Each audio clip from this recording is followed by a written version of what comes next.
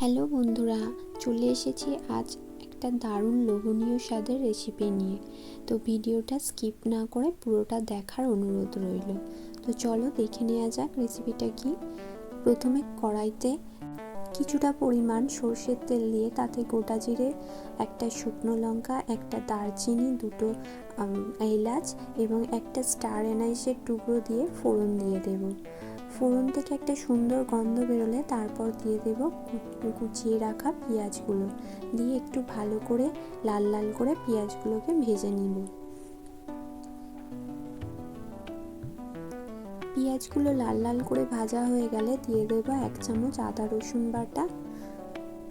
তারপর দিয়ে দেব কুচিয়ে রাখা একটা টমেটো ছোট সাইজের, দিয়ে দেব হলুদ গুঁড়ো, লাল লঙ্কার গুঁড়ো, দিয়ে দেব 1 চামচ ধনে জিরে গুঁড়ো এবং স্বাদ অনুযায়ী লবণ দিয়ে ভালো করে কষিয়ে নেব মশলাটাকে।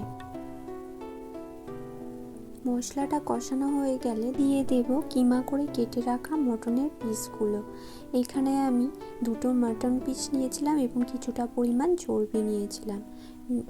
মাটনগুলো কিভাবে আমরা ভালো করে কষিয়ে নেব। কষানো হয়ে গেলে দিয়ে দেব ছোট ছোট করে কেটে রাখা আলুর এই টুকরোগুলো। আলুর টুকরোগুলো মাটনের সাথে দিয়ে ভালো করে কষিয়ে নেব। আলু আর মাটন ভালো করে কষানো হয়ে গেলে পরিমাণ মতন এখানে আমি জল অ্যাড করে দেব। জলটা আপনারা আপনাদের পছন্দ অনুযায়ী দেবেন। আর এখানে আমি আলু আর মাটনটাকে সিদ্ধ হওয়ার জন্য পরিমাণ মতন জল দিয়েছিলাম। আর দিয়ে দেব সামান্য চিনি খাবারের স্বাদটাকে বাড়ানোর জন্য।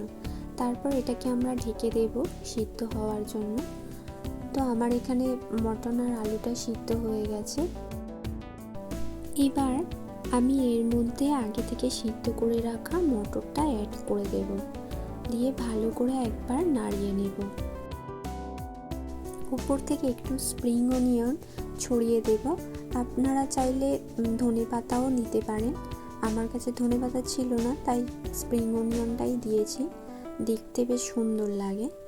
এবার সামান্য কিছুটা গরম মশলা ছড়িয়ে দেব, দিলেই ব্যাস রেডি। এই রেসিপিটা কিন্তু শীতের রাতে গরম গরম রুটি, লুচি, পরোটার সাথে কিন্তু দারুণ জমে যায়।